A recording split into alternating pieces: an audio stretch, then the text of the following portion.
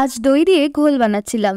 তারপর ভাবলাম দই দিয়ে স্মুদি বানালে কেমন হয়। আর স্মুদি বানানোর জন্য আমি এখানে একটা আপেলকে কুচি করে কেটে নিয়েছি, 3টে কলা কেটে নিয়েছি, আর নিয়েছি একটু কাজু কিশমিশ আর একটু খেজুর কেটে নিয়েছি। আর এবারে আমি একটা মিক্সচারের জারের মধ্যে 3 থেকে 4 চামচ দই নিয়েছি আর এর মধ্যে সামান্য পরিমাণ দুধ ঢেলে দেব। আর এখন আমি এর মধ্যে আগে থেকে কেটে রাখা কলাগুলো দিয়ে দেব। আর এবারে দেব পরিমাণ মতো জল। আমি এখানে 3 কাপ পরিমাণ স্মুদি বানানোর মতো জল দিলাম। আপনারা যতটা বানাবেন ততটা পরিমাণ জল দেবেন। আর এবারে এর মধ্যে দিয়ে দিলাম স্বাদ মতো চিনি আর তারপর দেব সামান্য পরিমাণ বিট লবণ। এখন এটাকে মিক্সিতে খুব ভালোভাবে ব্লেন্ড করে নেব, যাতে কলাগুলো একদম দুধ আর দইয়ের সাথে মিশে গিয়ে একটা স্মুথ টেক্সচার তৈরি হয়। স্মুদি বানানো কমপ্লিট। আর এখন আমি এটাকে কাপের মধ্যে ঢেলে নেব আর তারপরে এর মধ্যে দিয়ে দেব কাজু কিশমিশ, কেটে রাখা খেজুরটা আর দেব কেটে রাখা আপেলের কুচিগুলো।